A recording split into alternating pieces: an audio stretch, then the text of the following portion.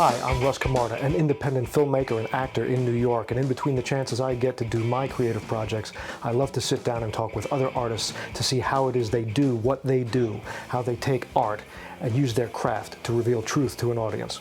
So in this series of conversations, you'll meet some people you may recognize, some people you won't recognize, but they're all independent artists, and we'll get in depth in a long-form conversation to see how it is they do what they do. Welcome to Art, Craft, Truth. This time around on the Art, Craft, Truth podcast, actor, singer, dancer, director, choreographer, Dan Domenech, from aspiring actor in local theater on Long Island to a working actor on Broadway in shows like Rent, Heathers, Rock of Ages, to television shows like Glee and Gotham. We're going to explore in this conversation the details and the discipline and the love it takes to be a true working artist. I hope you enjoy it. Dan Domenech. All right, let me just make sure everything seems to be rolling correctly. We're rolling sound. Do you hear me okay? Yeah, I hear you great. You hear me great? All right, we have cameras speed. rolling, cameras rolling, cameras rolling. All right, so this is fun. Okay, cool. Great. All right, so Dan, a pleasure to meet you. Thanks for coming on board. Yeah, of course. I appreciate that. And before we even begin this podcast, once again, I have to thank our buddy Ed Uther, and his id Unleashed Productions. Once again, he's out there getting guests for me. So he's my pal, he's your pal, and he's the one who got you on here. So I really appreciate Ed, and everything he's done for me. And of course, his production company is Id Unleashed. So definitely check Id Unleashed out. He's not only my producer, my sponsor, my everything right now. So he's the man. How do you know Ed? Yeah. How do you guys go back? We used to do shows together at the Cultural Arts Playhouse on Long Island. Oh, cool! Very cool. Yeah, in Plainview. Awesome. So yeah, you're a Long Islander. We're gonna bounce around a little bit, and I know Ed gave you probably a little brief on kind of what this is. It is we're going to talk about your career and retrospective and stuff, but really what I like to focus on with this is the craft. You know, how you do what you do, the tools you use, how you learned it, all that stuff. That's the real focus of it. So. We're going to really focus on that. But before we even get into where you're from and all that stuff, I just heard he sent me a clip. Talk about your experience. You just were on a ship for, how long for this whole COVID quarantine thing. What was that about? Oh, yeah, that was nuts. I got this great contract to go out and go through the Caribbean and through the Baltic Sea and sing some songs, and we ended up getting stuck out there and in a little fight between these cruise ship companies and the CDC. It was a journey, but we got home. We ended up it got a little bit of attention. Wow, how long were you out at sea? I was out there we were stuck for 60 days. I think I went out there we started rehearsing in January. I think we went on the ship in maybe like March. Holy cow. Yeah. And what's the gig on that? Is it like a review or something, or is it a full show, or what were you supposed to be doing on the show? There's a couple things that you do. We had some big production shows. We had some more intimate shows, and then if you could put something together for yourself, you can go and just do a solo show. It's a really welcoming environment. They welcome creativity and people that are out there making their own stuff. It's I really enjoyed it. I really enjoyed it. It was one of the best gigs I had. How long were you supposed to be out there? Until October. Till October. Yeah, I got home in May, but I was supposed to be out there until October. But you were supposed to be performing till October. Instead, you were just chilling, having the buffet. Yeah. That's a trip, man. What was the feeling like? Were you aware of, what was going on in the rest of the world and all that stuff, and just kind of. I mean, we knew that something was up. We just didn't know what. And we were getting all these rules to follow from the people that were in charge there on the ship. But we didn't know that those same rules were being applied to people back here at home and around the world. Wow. That was a bit of an eye-opener, coming home and thinking, oh, everyone's doing here what we were doing on the ship, when really it was everybody on the ship is doing what everyone around the world is doing. Wow. Yeah. That's crazy. Yeah, it seemed like a very personal experience. How'd you keep yourself entertained, all you entertainers?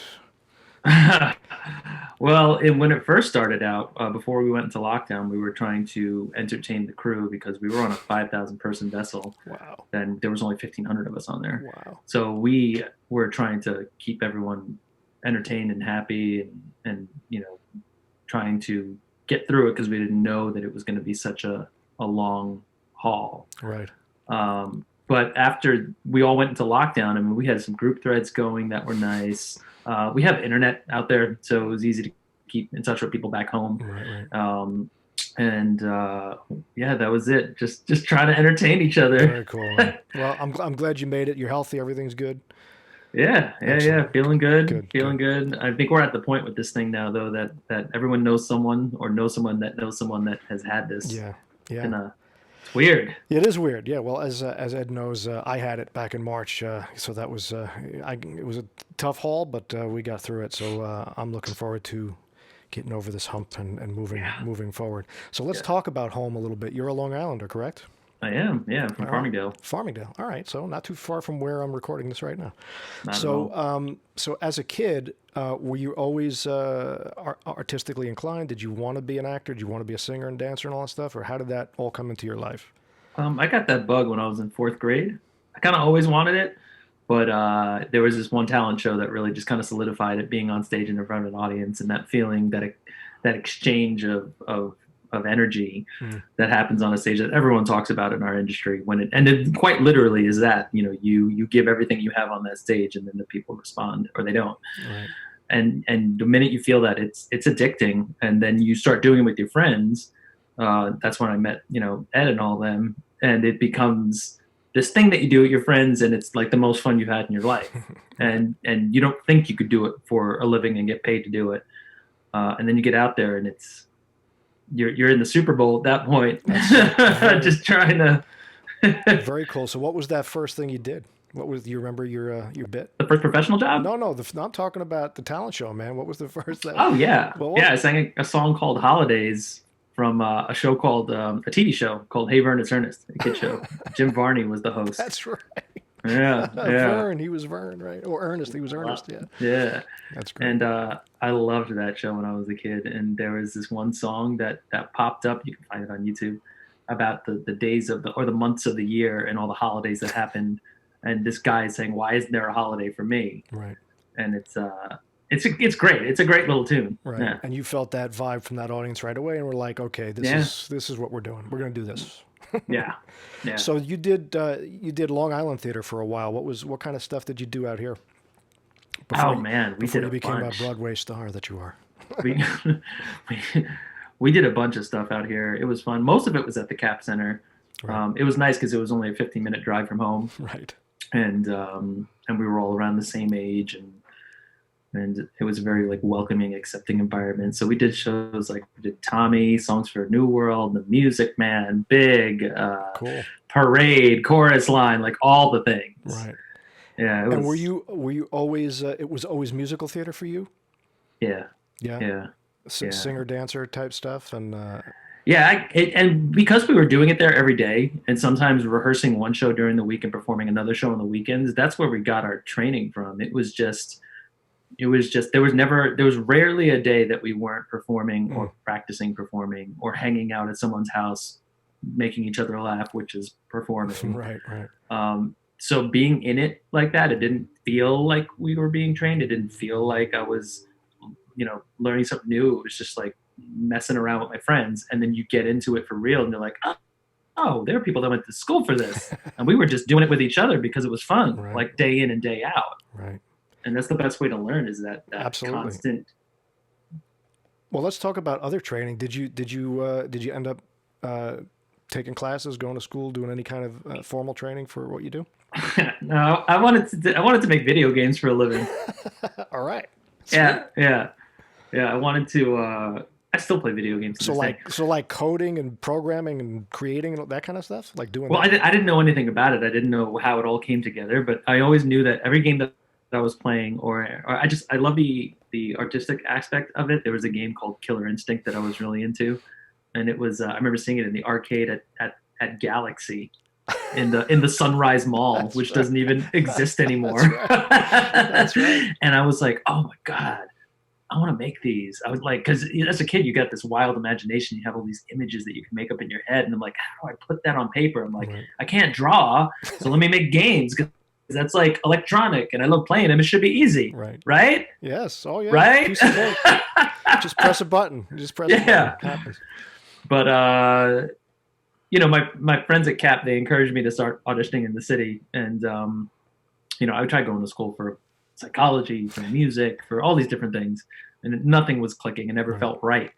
And then I booked that first job I went to a trade school for computer graphics. Wow. Because I thought that was the route.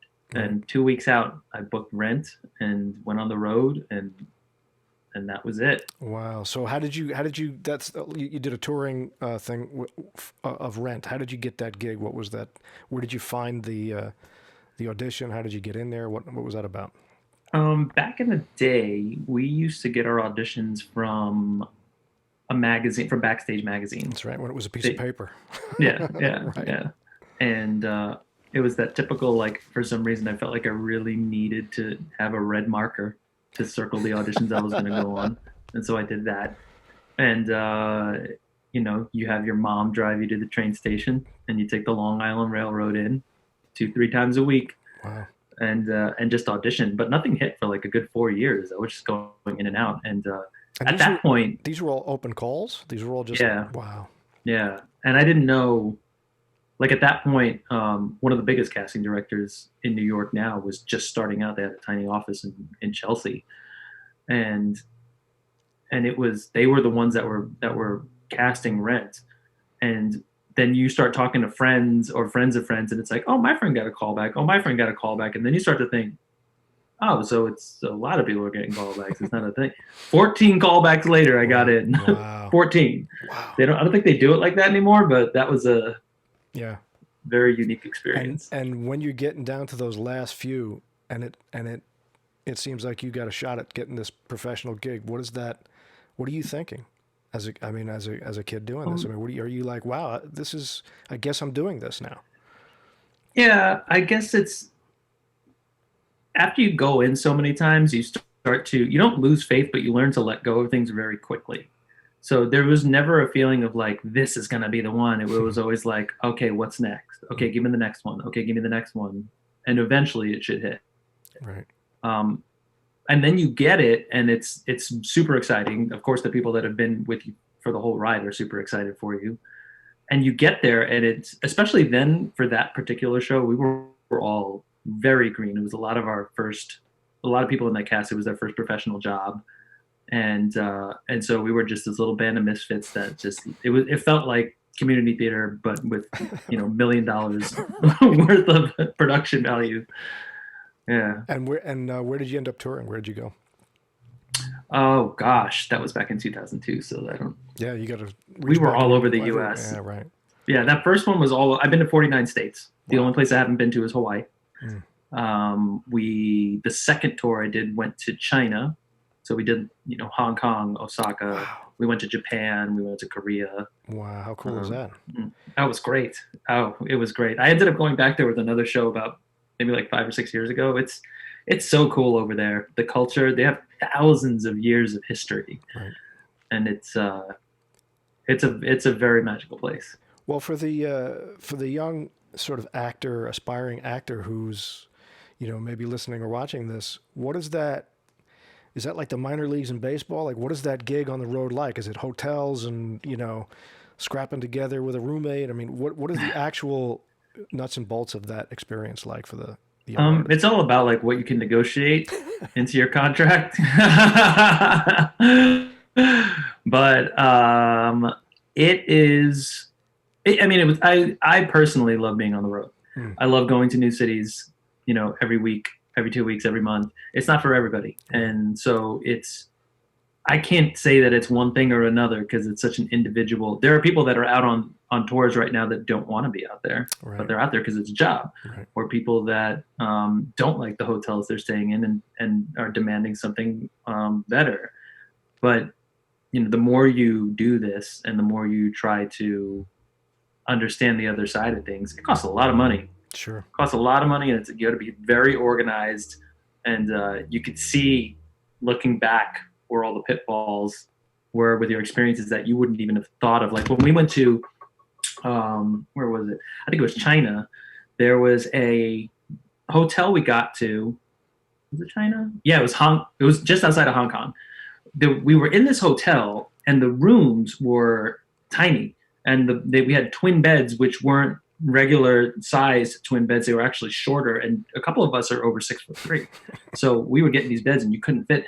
Well, the whole cast convened in the lobby and said, "We're not staying here, or else we're not going to perform because we can't stay in rooms like this. There's no room." And our poor general manager had to find, or road manager had to find a new hotel for us that night so that we could, be comfortable. There's so many things that go on. So, but I love that stuff. I love it. And is the schedule rigorous? Is it like, show, get up, go to sleep, show? I mean, what is this, what's that like? Travel, show, like, is it hectic, or is it, you get into a routine easily. Yeah. You learn to sleep on the bus, which is, believe it or not, the bus is much better than going through airports every week, because you don't have to drag your luggage. Right. You don't have to wait in lines. You don't have to deal with like big crowds. What you do is you get up, you go out to the bus, throw your luggage underneath, head in, go to sleep, and you wake up in a new place. It's great. Wow. And then, you get good with your fitness. You go to the gym. To every new hotel you go to, everyone says, "Where's the gym? What's the gym look like?" And that keeps you going. That's a good thing in your routine. You watch your diet. It's one thing I've learned is, once you're performing at the top of whatever your level is, literally a slice of pizza can make you feel like garbage that night for your show. Like, if you changed up things too much, it throws the whole machine off. It's really interesting. Wow.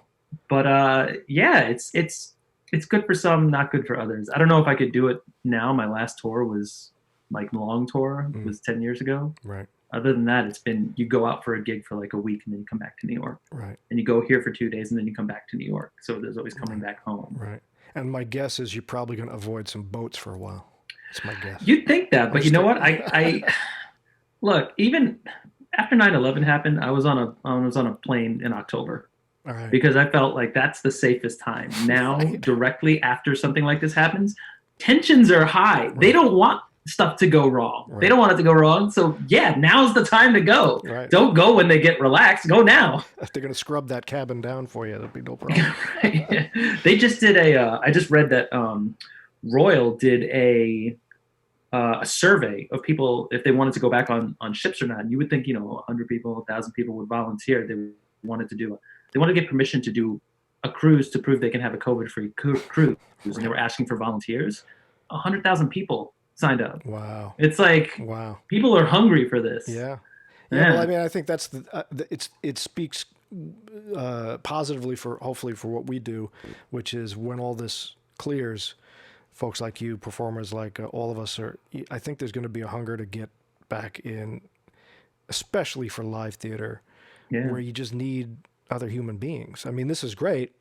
We're Zooming and it's sort of the law of the land now, but I much prefer if you were sitting right here. And I think most people need to get back to that. So once we get those therapeutics and those vaccines or whatever that hump is that we cleared, I think performers and entertainers are going to be very happy because people are dying to get back into that. Yeah. Yeah. Agreed.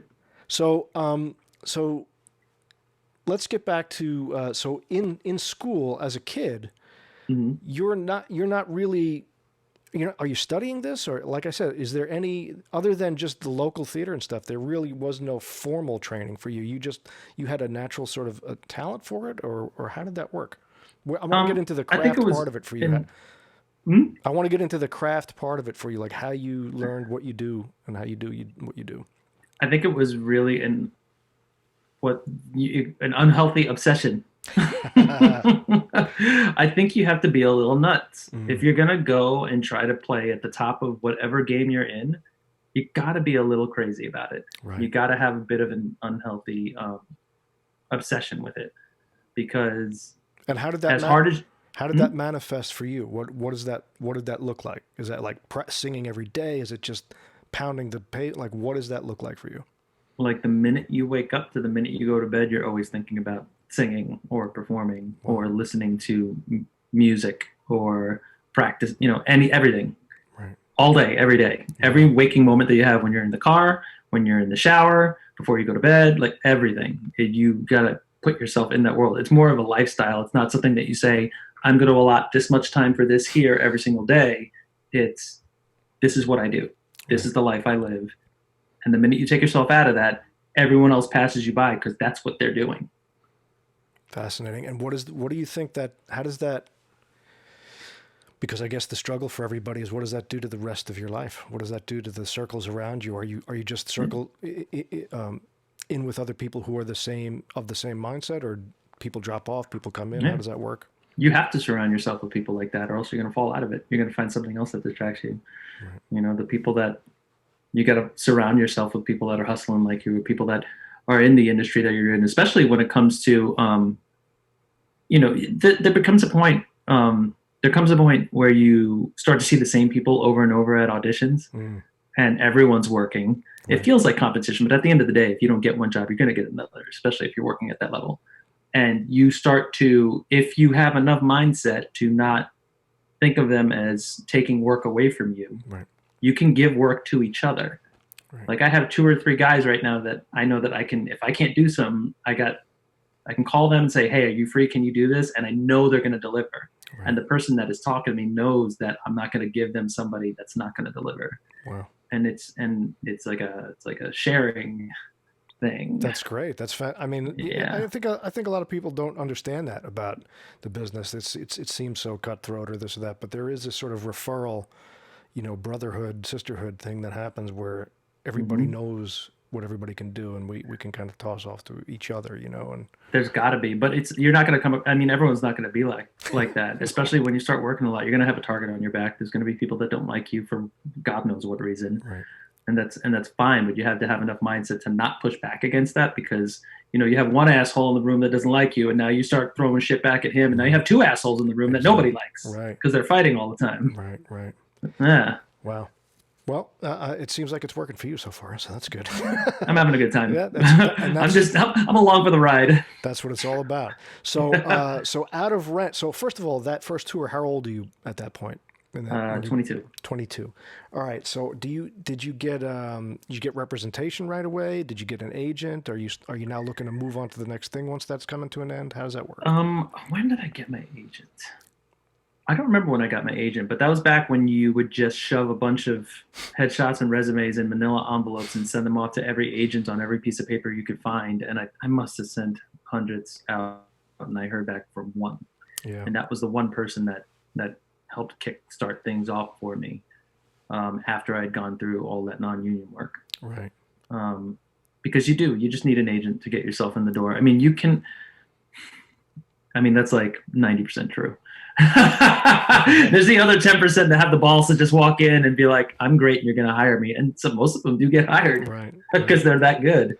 But you better be good if you're going to pull some stuff like that. So out of that first tour, what's the next thing that kind of comes your way? Does it follow pretty quickly? Are you now kind of in the mix of this, or is it still a struggle at that point? Well, my understanding of it all is that, you know, once the casting director knows who you are and what you can do and how you did on that show, because they all do talk, I got phone calls for my next 2 tours that I didn't have to audition for them. And then I got an audition through that agent that I had gotten for Sister Act, the musical at the Pasadena Playhouse. And this was when it was being created. We got there and there was the room to rehearse in, and then there was a room of people that were copying music and printing things out and getting new pages every day. And we were creating these characters. Wow. That was awesome. I met so many people through that, and that was in LA. So then you're really meeting everybody. Right. And talk about that process a little bit, because I mean, that's really unusual. You're in at the ground floor of a piece that's forming. And so they're taking your input? I mean, what is your involvement in the creation of the characters? Like, what was the working day like? Yeah. Well, you walk in. Well, we were working. Alan Menken was doing the music. Peter Schneider was directing then, who used to be the head of Disney Animation. And I think he was the guy that made the deal between Disney and Pixar. Like, he's a huge deal. Right. He has a documentary called Waking Sleeping Beauty that'll tell you exactly who he is. And Marguerite Dirks was our choreographer, who's a 3-time Emmy Award-winning choreographer out of LA, who, if you Google her, she's done everything. So we had this crazy team of creatives, and when you walk in there, you have two options that are going around in your head. If you really don't know what to do, you're like, do I sit and wait for them to say it because they're the brilliance, or do I take chances and put things out there and hope that they like them or don't like them? And that's the right answer. You put out everything that you have, and if you're wrong, it's okay, because those people don't care if you're wrong. They just want to find the thing that's right. So they're like, oh no, that didn't work, do something else. It's like, great. And you just start going through, taking chances, putting your best work that you can out there without thinking twice. Wow. And eventually you do something and the whole room has a reaction, whether it's laughter, whether it's crying, you could feel it, and you're like, that's the answer, that's the right one, and that's what you move with. So what does that actually look like? Was it like literal, sing a few bars of this or improv a line of that? Like what were the things that you were putting out? Was it just kind of a rehearsal process where things are being thrown out? Like, you take like any other rehearsal process that you've been in, even the ones that we were doing at CAP. You sit there with the music in your hands and the lines, and you say them out loud, and then you try them different ways, and you wait for a reaction, or you just make a strong choice, and your director is there to help guide you and tell you, what's working and what's not. And if you're really stuck for a choice, then you can say, hey, tell me what to do. Right. But they really do want you, especially at that level, they want to hire you. They want you to do what you do. Right. They're not waiting to they don't want someone that's going to come in and say, tell me everything you need me to do. I'm here to follow your orders. It's like, no, we hired you because you're great. Do the thing that you do, and we'll tell you when you go off track. Right. At what point, as an artist, do you know you have that to bring to the table? Was it there? Was it before? Where you go, where you say, I belong in this room, and what I'm going to give you is gold at this point. I know I play in this league. I don't know. I think there's always a little bit of doubt in the back of your head when you're starting out in the industry, and then you hear enough from your friends about, your family is always going to be on your side. They're always going to be like, you're great. You hope like, so. Thanks. Awesome. I want to hear it from someone that doesn't know me. Right. And then your friends tell you, and you still question, are my friends just, saying that because they want me to feel good, because they want me to succeed? But like, who's really going to say it? Then you start to hear it from people in the audition room that don't know you from Adam. Or they, you go into a rehearsal room, or you go into a show, and you're working with people you've looked up to, and they come over and say, hey, that was great. And you're like, holy shit, so-and-so just said I'm great. And you get that affirmation from other professionals and people that don't know what you do. Right. And then you start to believe it. Right. It's you can't really say this is the moment I said it. Right. It's kind of a gradual it's a build-up. gradual feeling. So would you consider yourself through all this? I mean, now you're this total performer, but during all this process, as you're getting these gigs, were you a singer-dancer, a dancer-singer, an actor? Like, what was your strength? Where did you find your strength, and why would you say that? Oh, it was singing. Singing. Fully. Yeah. Because it was, I saw the biggest response from the singing when I started out. But you had to know how to dance if you're going to do theater. Absolutely. And then you have to know how to act if you want to play parts. Right. So you kind of have to do them all. I mean, you don't have to. That's a lie. That's a complete lie. You don't have to do them all. If you want to start playing leads or supporting leads, or in a musical, yes, you should know how to do all three at least. Right. Somewhat good. Now I'm gonna push one more time and try and pin you down here a little bit, which is how are you developing your craft? Like, did you have a vocal coach? Did you have a movement coach? Did you take acting classes? Did you ever do any kind of formal stuff, or is it literally just working? And I had a voice teacher. Okay. For a little bit. That was fun. One thing I noticed is that they were good at kind of steering your ship, but they can't again tell you what to do. It's a lot of trial and error. You record yourself singing every day. You watch tapes from shows that you've done, which was easier to do in community theater than it is to do professionally, because they make archival recordings when you do a union show, right, but they don't let you watch it. And so you have to sneak videos to go see it. And it's everyone's don't tape it, that you can't do that. Meanwhile, every show literally is taped by somebody with a cell phone that's I need to see what I'm doing so I can fix it. Right. That's one of my hugest, that's one of my biggest gripes. Is that whole like coveting of these archival videos and not letting the actors that are performing in them watch their own performances, Right. which is one of the best ways to get better at what you're doing. So it literally is. It's literally like a stand-up comic recording their set, or a Major League Baseball player, shooting their batting practice. You're literally watching yourself and going, okay, twist, tweak.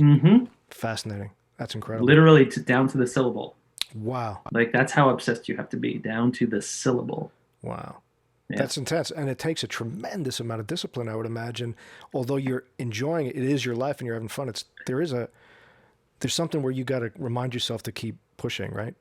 Yeah. It's hard. When it's so much fun, it's easy to push because it doesn't feel like work and it doesn't feel like a discipline. It feels just like an obsession. But when you do it for a long time, the minute you kind of start to feel yourself slip, that's when the discipline comes in. Like, I've been at it now for 10 years and it's like, oh gosh, I'm tired. It's like, no, you got to focus. You got to get that laser focus on what you're doing and almost shut everything else out in your life.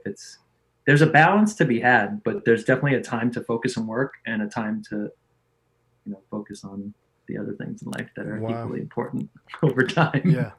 I would imagine that balance, it's like a sine wave. It'll change over time. It's more of this, a little less of this, a little more of this, a little. Yeah. So in this, now you're in the Pasadena thing and you're really, the levels are stepping up now for you. Do you have a career focus at that point where you're saying, from here, I want to do this, or is it just literally next job? How are you approaching your career? Yeah. It was next job, because when I booked that job, I was told it was going to Broadway. And so I didn't know just how many shows don't make it to Broadway at that point. But I'm like, it's Alan Menken, it's Peter Schneider. Of course it's going to go, which eventually it did. Right. It just didn't go with that cast because they ended up bringing it to the UK. Oh, wow. And they didn't bring everyone with them, which we were all like, why wouldn't they do that? Then when you think about how much it costs to fly a cast, house them, feed them, give them a paycheck, like, right. Oh, that's why. Yeah, we'll get those British actors. A lot of money. Yeah. So we all got fired. It was all just like, sorry, you're not coming with us, and back to square one. But I was embarrassed, so I hightailed it to LA because I was like, I can't stay in New York. I am so like ashamed of this whole thing. Why? What was the? I had it was all ego back then because I was telling everyone I'm going to be on Broadway and now I'm not, and I'm like, they're all going to laugh at me, that whole feeling. Wow. So I hightailed it to LA and ended up working with the choreographer from the show for the next 4 years doing TV and film, which ended up being equally awesome, but not where my heart was at. Now let's talk about that a little bit because, again, your concentration is you're a singer first in your mind. Where does it come out that you're working with a choreographer and becoming you ended up working on some fun television stuff as a choreographer, right? Yeah. So how does that come into your life? How does that even happen? Well, it was between like I had gone through a really big breakup around that time and also losing that job. So I didn't, instead of cowering in the corner, I went way in the opposite direction and became extremely unfiltered with my opinions about the industry and what it meant to be in the industry. And that worked for her because I was throwing out ideas that some would get used again and some didn't. And I just learned to live in that creative space that way. And she was like, why don't you come out to LA? I'll keep you busy. And I was living in a world that someone that let me have a voice, which no one had. I thought no one had let me have before that, which is not true because, when you're creating a character like the Woman Sister Act, that's all you have is your voice. You're throwing out all these ideas, right? But it felt more focused and concentrated because it was just the two of us. And so the first job I was on was Rush Hour 3, and I show up, and when someone goes, Dan, what do you think? It's like, yes, someone wants to know what's going on in my head. It's like the best feeling in the world. And then you're working with these big producers, and even those producers are like, I did a show called Viva Laughlin, and there was a big producer in the writing room. I'll never forget this. One of the biggest life lessons I had for the industry. He's in the room and he's talking about this sex scene that's supposed to happen and how they're going to be in the room in the library and it's going to transform into this rainforest and they're in loincloths and it turns into that whole thing. And then there's a room of like writers. There's like 10 people in the room, and it's silent. And he goes, "You're right. That's a terrible idea. Moving on." But this was everybody's boss, Right. and he didn't have. He was like, "Yeah, Right. you guys are absolutely right. That's garbage. Let's Right. move on." Right. Yeah, I get it. It's really about results, and what's going to work. It's not the ego has to go out when you need to get the results in there. Yep. I think we found a little theme here with you, which is interesting, which is from the moment you're doing your craft. I mean, with really no original formal training. That training came later, but I mean, just go out, step out, and do it every day, all day. To the producer, to the Pasadena Playhouse thing, where you're speaking your mind, and you got two options. One is to wait for them, and the second is to speak it out. Mm-hmm. To this, I mean, that's the lesson, isn't it? Is to, hey, you have a voice, make sure it's heard. Yeah. And, yeah. And not everyone's going to be on your side, but that's okay. Right. Somebody at some point, some circle is going to expand because you've used your voice. Yeah. Fascinating. So what you're saying you're choreographing, did you say Rush Hour? Which one? Yeah. Rush Hour 3. Rush Hour. What are you doing on a piece like that? What do they have you doing? Like what's the choreography? Well, the number gets done, and it's a you start to look at things from a big picture mode instead of like focusing on like one person at a time. You're looking at this whole thing and imagining it on a big screen and looking for whatever it is that they're looking for in that scene. Right. Yes, they do have to do the steps right, but at the end of the day, one big thing that I learned about film, especially when it comes to choreography, is the depth. They think more of like a front to back, right? Like making sure that the picture has depth, right? Making sure that everyone is doing it full out to their highest level, because that was what is expected of them, especially working with her. And then jobs that were coming in. There were one of my favorite ones was we got this treatment for Adele's music video, Chasing Pavements. And we got the treatment and we're reading it, and it didn't seem to make sense at first. And I remember taking my cell phone and using it as a camera in my living room to film exactly what the director's vision was of filming this whole thing from the top down, but having everything on the floor really kind of be like the background to a 2D picture, right. Which like was so crazy to think about. And that's when they were like, "Oh yeah, we totally got to do this," because the song was great, right? But the concept, we were like, how do we work with this? Right. And once we figured out how to work with it, it was like, we're doing that. Wow. So it's this big collaborative effort. It's just picturing things in a different medium because the frame, it's not a proscenium stage. It's and what lens are they using? What's the depth of field of the what's the frame of the shot? It's thinking in a whole different head for movement performance. So when you're doing these TV things and the movie things, are the people you're working with dancers? Like, or is it like, I mean, some of them need a little more instruction, I would think, right? Yeah, mainly the actors, because they're not dancers. That's my point. When you get an actor, like I had to teach Will Ferrell how to do this number. Oh, please tell me how this went. It's great. We show up, we do the whole number in the studio, and I get it done, and I'm doing it full out because that's what I've been taught to do, is just to turn it up to 12 and let's do it and learn the steps and make sure it's perfect. It's like, great. Then I show up and we're in this big tent, and it's me and my boss, and then in walks Will Ferrell, and it's just like the three of us. And she goes, "I'm going to turn on the music, and then you're going to watch Dan, and this is what we're going to make you do." And I do it, and I do it full out. I'm like, he's going to think this is awesome. And then I'm done, and he looks at me and goes, we're filming this in 20 minutes. I can't learn this in 20 minutes. So what can we do with this? And then it became, how much can we strip away until he can do what he does? Because he says this still has to, if it's not good, it's not going to be funny. Right. And if I try to do it like that, it's not going to be good. I need it to be good. Right. And so so we just started stripping away different things and ran it a few times with him until it got to a point where it looked like he had done it himself. Right. And then they filmed it. That's amazing. Do you have any?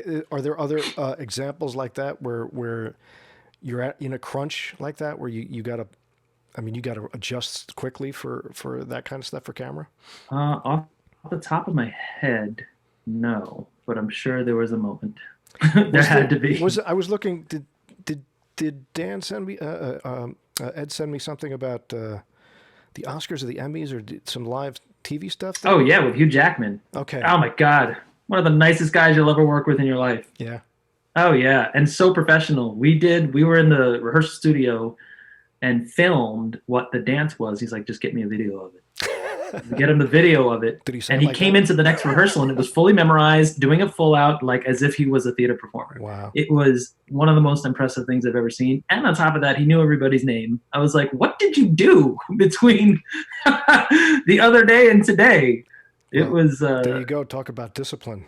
I mean, oh, and he's a pretty fantastic musical theater performer, isn't he? I mean, mm-hmm. he's done quite a Yeah. few of those. Wow. So did he say it like that? Did he say it like Wolverine? Like, just give me the video. No. Just give me the video. That's right. No. But he was great. That's awesome. So these are fantastic experiences out in LA. At what Yeah. point do you make your way back? And when does Broadway finally come into your picture in the career? How do you get back to the theater Well, here? well, I thought it was going to be with a show called Wonderland. It was my boss had actually booked that show, and then I went in and had to audition because one out of the 6 people on the creative team knew who I was. So she's like, you got to go in there and you got to show everybody else what you do, or else you're not going to get the job. Mm. And so I went in, auditioned, got it, and we did an out of town run in Florida. And after that out of town run was done, I went back to LA, and that musical theater bug had just like nipped at me again. And I was like, I gotta go back to this. I miss it way too much. I didn't get to do the things I wanted to do. I never got to be on Broadway. I knew at that point there was a chance that show wouldn't go to Broadway, so I didn't throw any eggs in that basket. And then ended up booking the Rock of Ages tour. It auditioned in LA, and it was I was out on that tour for 3 months, and I had put in my contract, again, this is one of those negotiate your contract deals, that if Wonderland went to Broadway, that I would be able to lead the tour without any repercussions. And we got that in there, and Wonderland was going to Broadway. So I left the Rock of Ages tour 3 months in to do Wonderland. Now, we do one more out of town run of Wonderland in Tampa, and in the middle of that run, I get a call from the people at Rock of Ages saying, hey, we're reopening the show at the Helen Hayes Theater, Wow. and we'd like you to play the lead. Wow. And I was coming back from the Harry Potter experience in, Universal, whatever, with my friends, and I'm like, inside internally freaking out, and on the phone, and then like on the phone, what I'm actually saying is, oh yeah, let me talk to my agent and see what they have to say about it. Such an idiot. I should have just been like, hell yeah, this is amazing. Right. But I was like, no, let's be professional about this. Right. And so I said, yeah, I'll get back to you, which I already knew that I was going to do it. And all my friends in the car, they started blasting Don't Stop Believin', and we were singing all this music, and we're like, holy shit, you're going to be on Broadway. And we took it, and I ended up leaving Wonderland to do Rock of Ages. So, all right. So now for somebody who might be interested in this kind of a thing, you got to walk us through this experience. You know, that first day of rehearsal, or whatever that first day is, where you join that production at Helen Hayes and you're ready to go. First of all, did you take the train there? Did you drive there? You know, like what is going through your mind? What are you looking at? What is the taste and sense memory of this experience? First Broadway moment. Well, I rented a studio on 72nd and Broadway, so I didn't have to drive in and out of the city or take the train in and out of the city. And I get there, and it was honestly like every other professional production you could be in, because the gig doesn't, the work doesn't change. Right. The words and the music change, and the creative team changes, but what's expected of you does not change. You show up having at least a grasp, especially if it's a show that's been done, of what the show is about and the music that you're going to sing. Like if you showed up and you didn't know, like, Waiting for a Girl, or something like that. And they're like, what's wrong with you? You're starring the show. Didn't you listen to the album? Didn't you think maybe I should know these songs before I showed up? And the truth is, yeah, you should. Right. That's really what's expected of you. And there are other people that go onto the side of, well, if I'm not getting paid yet, I'm not going to work. It's like, yeah, that's why you don't work. Right. You have to do a lot of that preemptive studying before you get there. Because the truth is, you have to show up trying to be the best one in the room and the most prepared one in the room. And that's got to kind of come from a place of professionalism, because if it doesn't, people are going to hate you because you're going to look like an asshole. So it's really just, it's true. And so you show up and just like, know your shit. Just know your shit. Do the work. You have a really great opportunity. Don't squander it. And then, yeah, you show up every day and you kill it every day. And then you go home and you rehearse every day. You call your friends and family and tell them, don't call me for the next, month and a half. And you spend every waking moment making that the best it can be. Wow. And it will be the best if you do that. What is the what's the rehearsal process like for something like that? What is it? What's your week like? Your actual, what do you do? What's the hours? It's like an 8-hour day. Right. Yeah, you show up at 9, 10 o'clock. You're done around like 5 or 6. There's rules with the union with how many hours you can work. Right. And I don't remember if we got weekends off. I think we did. I think you work Monday through Friday.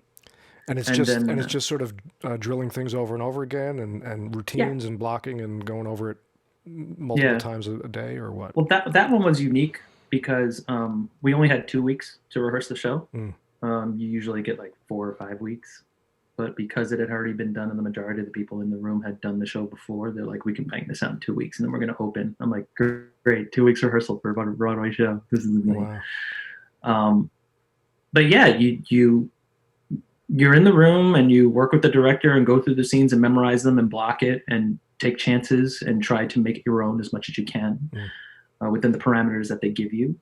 When you're not doing anything, you have castmates with you and you're running lines, you're running choreography, you're doing everything you can to just shove all this information into your head so that when you get out on stage, you don't have to think, you just do. Right. You want to get to the point where you can do the show and think of, put your grocery list together while you're singing the song. Right. You don't want to do that on stage in front of an audience, but you want to have it that memorized. So from a craft perspective, as you're rehearsing with this kind of an intense workday, are you measuring how much energy you're not going 11 the whole day, right? I mean, you're not cranking that volume up, or are you? I mean, what's that like? You got to warm up before you get to work. Right. And when you get there, you kind of, what I like to do is like a slow rollout. Not everyone's happy with that, but it's what you're going to get with me, because I don't want to show up at 9 o'clock in the morning singing, way above the staff. I think that's irresponsible. I think that's a good way to hurt yourself. That's like if you were a sprinter and you woke up in the morning, took a shower, stretched for like 20 minutes, and then got to the track and immediately pushed yourself to 15. It's like, you're going to hurt yourself. Right. You want to start a little bit of a jog. You want to then start running a little bit before you get to that point of like really going for it. But you just show up and work at your pace, but make sure that you give them what they want to see, which is a full out performance at least a couple times during the day. Right. And and that's it. But you don't want to. That's not the time to skate through things. Right. Yeah. So all right. So that night, that opening Broadway night. First of all, I'm not familiar with the show. I have a peripheral knowledge of. I'm not a musical theater guy, so I don't know too much about it. So who did you play in that? What was the character's name was Drew Bowley. And where does he appear time-wise in the piece? Like once the curtain goes up? The opening number. So the opening number. He's like, opening number, maybe like a minute and a half into the song. All right. So not even. So, okay. You're backstage, you get the call. Thank you, 5, lights are down. What is that feeling like? You're Broadway. Are you thinking about it like that, or are you just doing your job? What is the thing? I don't remember, to be honest with you. Awesome. I honestly do not remember my opening night on Broadway. It was when you're doing the show 8 times a week for a full year, all of them just start to go. The one I remember Mother's Day, because I had a plan for my mom. I ended up bringing flowers to her out into the audience. during the curtain call. Like I remember that. I remember there was a time where we brought someone up on stage and he proposed to his wife. Wow. I remember giving the speech for Broadway Cares Equity Fights AIDS to collect money for them, doing those speeches after the show. Those are the moments that I remember. But standing there, getting ready to go on stage for my first show on Broadway, I don't remember that. Wow. It's just a blur. It's just a whirlwind of emotion and energy at that point, I would guess. Yeah. Looking back on it now, can you appreciate, because you put so much discipline and so much work, and you've achieved obviously beyond that, but at that point, can you look back at that now and feel it? Take some. Is there some pride in that? Wow. Of course. Yeah. I think the pride, the pride comes from like the journey of it all. It was less like, oh, I got this one job, and it was more, wow, look what led up to that thing. Right. And then, because at the end of the day, that was the goal up until that moment, and then you get done and you think, now what? I've done this. I've done the thing I wanted to do. What do I do now? Right. It's like, get another show. But then it's like, well, what show do you want to do? What do you want to do? I ended up, I went to the Philippines 2 years after that to do a show, which was one of the best experiences I've ever had in my entire life. How did that come into your life? What was that about? How did that come into your life? That was Tarzan. I got that through my voice teacher at the time. He knew the director, and the director was looking for somebody, and he thought I'd be a good fit.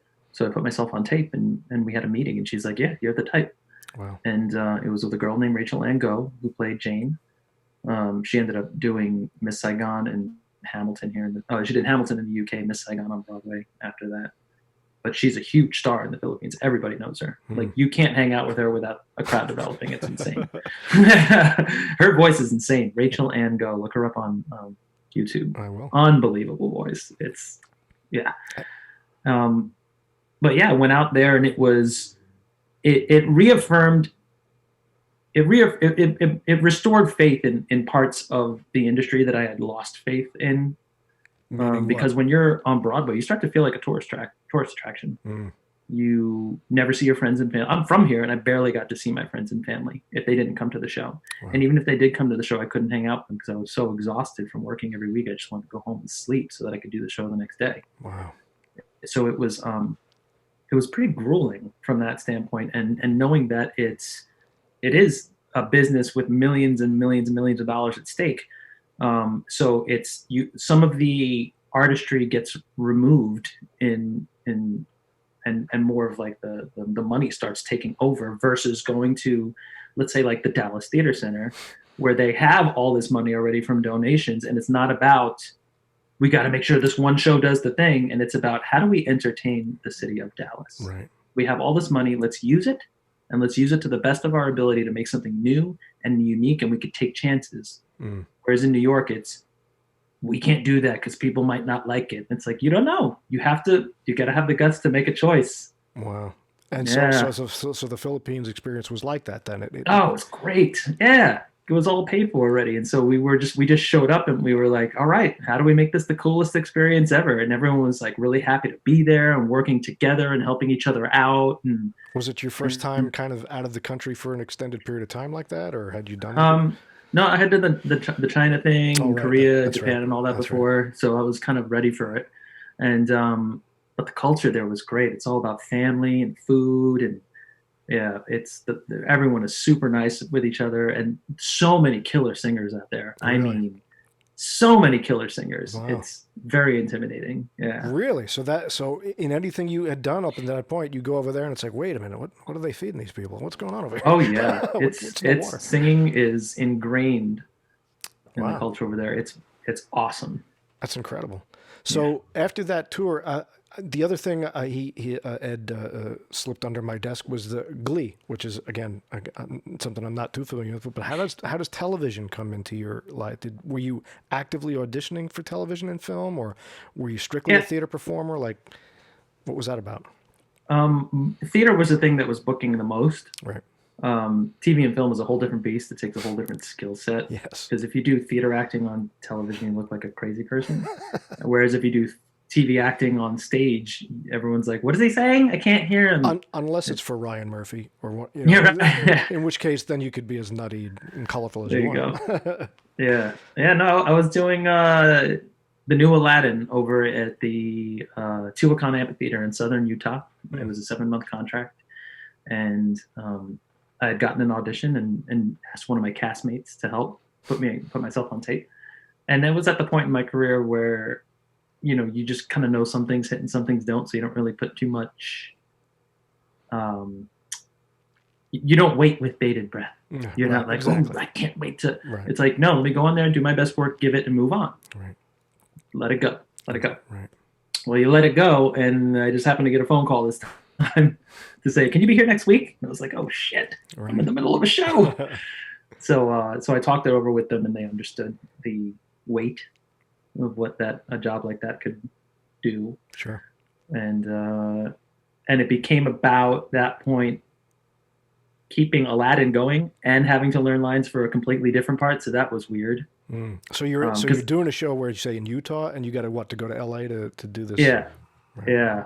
But I haven't done double duty like that since doing stuff at CAP, and so it was the Long Island training comes into hand. Yeah, right. Yeah. But it's hard because you're alone. You know, it's like you don't have like your peeps. Right. Right. So I had to learn the lines and show up, and my first scene was with Sarah Jessica Parker, which was nerve-wracking as hell. You could probably see beads of sweat if you zoom in on the video close enough. Don't look at that performance as what to do on camera. Look at it as what not to do. Now, up until this point, had you ever done anything on any level, film-wise? Film and television, like in front of the camera? Yeah, I mean, like little parts here and there, right, from when they needed people for some of the jobs that I was doing in LA, but never like a role. Right. Yeah. And what's that experience like when you're stepping foot on a set? You're coming from a theater world. What are the rules in this new world? You know, know your lines. Know your lines and make a choice, and don't wait for someone to tell you what to do. Yeah. It's the same thing. And that was one place where I failed, because I was waiting for direction, because I thought, ooh, this is like one of the biggest shows on television. I'm sure we're going to sit down and talk about this. No. Know your lines, show up, make strong choices. Then you go home and you wait for the phone call. Right. That's it. It's that was my experience, I should say. Right. I shouldn't say that's it. But that's about right, though. Yeah, right. Well, I'm sure, like, because the thing is, I thought there was going to be a table read of the episode or something that would happen. No, there was none of that. Right. It was very much a show up, know your lines, make strong choices. And you ended up did it become sort of like a recurring thing, or you did a few of those shows? Yeah, I did 2 episodes of it. Right. And it was great. After my first episode, I got an email from Eric Stoltz, and he was like, "Hey, I'm glad to be working with you. I know it can be a little nerve-wracking on a new set trying to find your character, but I could see that you're doing XYZ with this, and it's great." I was like, oh my God. And he was the director of the episode, right? Eric Stoltz. Yeah.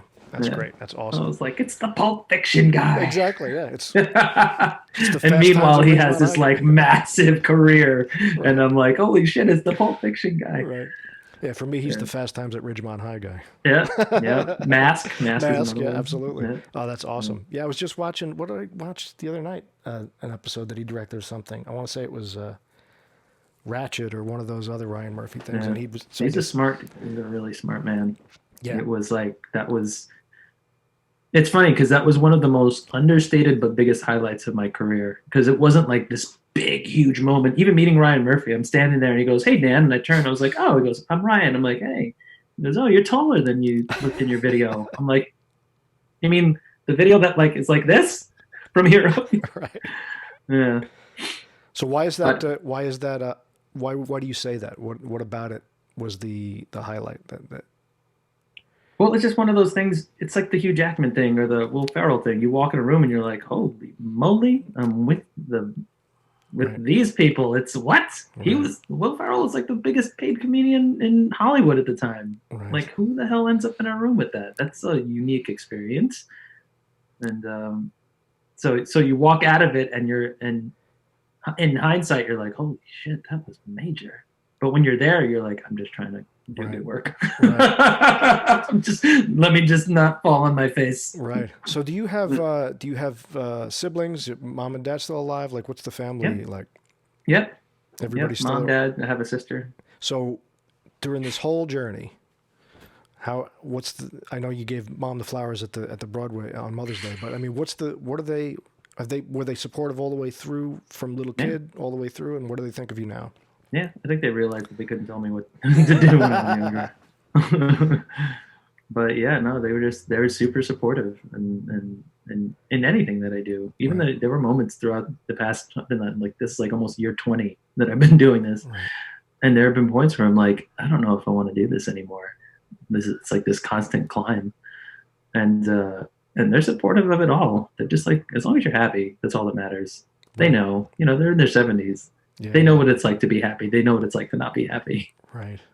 Yeah. So I also noticed that you're involved in a couple of different charities. So why don't you talk a little bit about some of that stuff, what you do there, particularly with children. There's something about helping children and stuff that you. Yeah, I got involved with the Lollipop Theater back in 2010, 2009, 2010 it was. And they reached out when I was doing Rock of Ages. And it was about going to a children's hospital and just kind of entertaining them and talking with them because a lot of them were there and no one wants to be in that situation. No. And it's a very tricky dance when you get there because you don't want to look at them and be like, hey, cheer up. It's like, no, you want to kind of empathize Right. and let them know that yeah, it's you want to go home and I get that, but I'm just here to like hang out with you and like maybe sing some songs. You got questions about what I do for a living. I got questions about you as a person. There was someone else that reached out and they had an anti-bullying organization that they were trying to start, and so we did like a series of interviews and we took some photos and I told them about my history with bullying or being bullied rather, not bullying. Right. Yeah. My history with being a bad guy in high school. That's right. No. All that ass you were kicking everywhere. All this. Yeah, right. Yeah. So yeah, there's a lot of people that reach out when you're doing shows, especially if you're doing a high profile show, Right. and you don't say no. You make it work. Because even if there is, this is going to sound like such a line, even if there's one person that you reach, but it's true, Right. You're doing something good. One thing I've noticed for myself is that I have more of a reach through social media than I do working through somebody else's organization. When I went through this year where I would do live streaming every week. I would do a 1 hour live stream, and it started out with 10 people showed up, then 20 people, then 30, and then before you know it, you have like 100, 200, 300, 500. Wow. And it becomes a thing, and then you realize that you develop like this little culture and this little place for people to come and just kind of forget about their day, right? And but then what happens is people start asking you for advice. Dear Dan, someone at school doesn't like me and I don't know what to do. And you're like, oh shoot, all right, let's tell them what to do. Wow. And let's tell them what you went through. And then the crazier part that happens is you start hearing from parents and they're like, thank you so much for talking to my kid. They were just so closed off before and I didn't know how to get through them. And now they're like dancing around the house and they're singing. Wow. Or they're like, someone else has been out there and they made it and they went through the same thing and they don't feel so alone. And you start to realize, oh shit, nothing's really changed since I was in high school. Like it's still going on. Right. In fact, it's probably much more difficult for them because we didn't have the electronics that follow us home. I mean, you could you imagine? You could go home and hide in your room or something if you wanted to, but you can't now. Mm-mm. So what is that?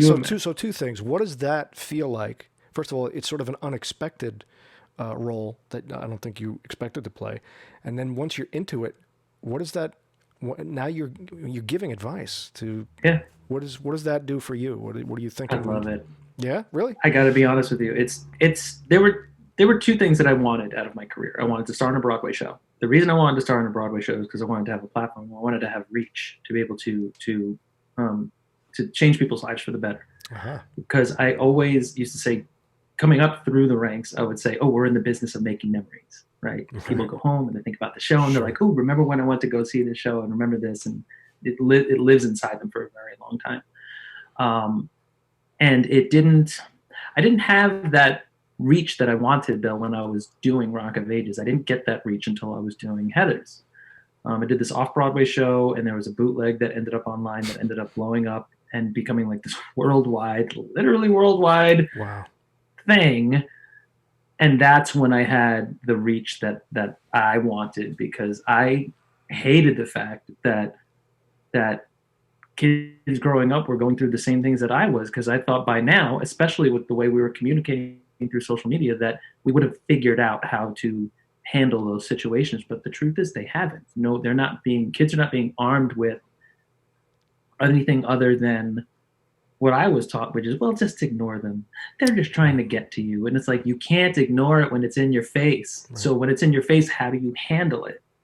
Like, give them the tools to disarm those situations instead of just saying, yeah, just walk away. It's like, yeah, and then they throw a snowball in the back of your head. Like, you can't just walk away from someone that's pursuing you like that. You have to confront it and shut it down. It's something other than like an equal fist to the face. Right. So it really was social media and your performance through social media that gave you the reach. This is interesting because we're going to wrap up in a bit, but it comes out late that this is really what you're looking for. Aside from just the performance career, it's the platform. It's the platform, and it's a platform particularly for young people to see. Do you feel like you're doing it to the extent you want to do it? I think it's a roller coaster. There are some times when it feels like you're doing it to the extent you want, and then there are times where you're giving, and you think, oh shit, I have to worry about myself for a second. I have to put my mask back on before I help you with yours. And that comes... What does that mean? Like when you're on the airplane and they're like, yeah, the oxygen mask comes on. Make sure you put yours on first before you help your neighbor, or else you're going to pass out, and now you're both just sulking. That kind of mask. Okay. That kind of mask, your oxygen mask. Okay, your oxygen mask. Yeah. So you have to help yourself first and put yourself in a good place before you can spill that help over to somebody else. Are you in a good place? Where's your life now? Are you happy with where you're at?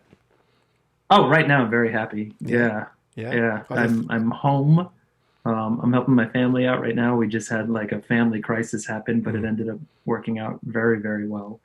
So I'm spending time between here, and I've been in this great relationship all year, which is like, I'm putting energy into that. I'm starting to put my mask back on for a little bit. All right. And then, because when COVID hit, when George Floyd happened, we were in a dark place, and it wasn't the time to go on social media and be like, look at me. It's like, now's not the time. Right. Smart. Well, I'll tell you, I think, like I said, I think the way the things are bending, I think we're going to turn that corner pretty quickly, and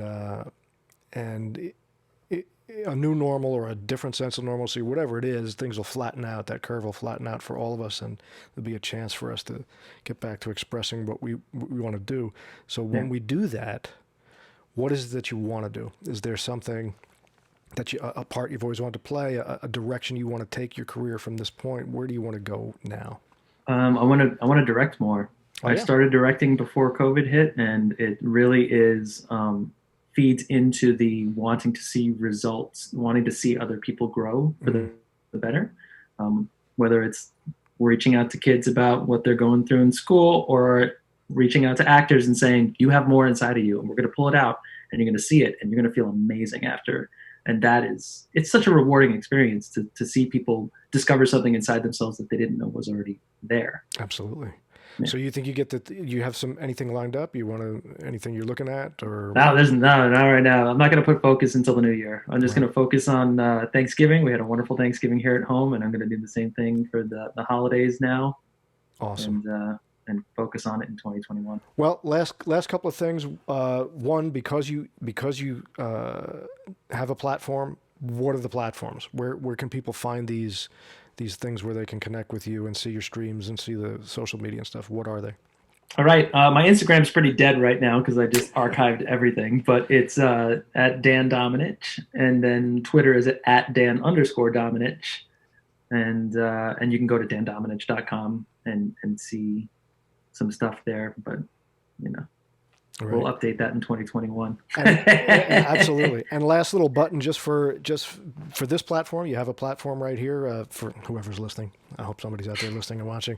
But for this little platform, what do you tell that young performer, who's out in Ohio, or who's out in on the east end of Long Island, Ronkonkoma. in Ronkonkoma, trying to do theater out here, who wants to get to that Broadway stage or that television show? What do you tell them? Start auditioning. Do it every single day. From the minute you wake up in the morning, get your routine going and practice every single day.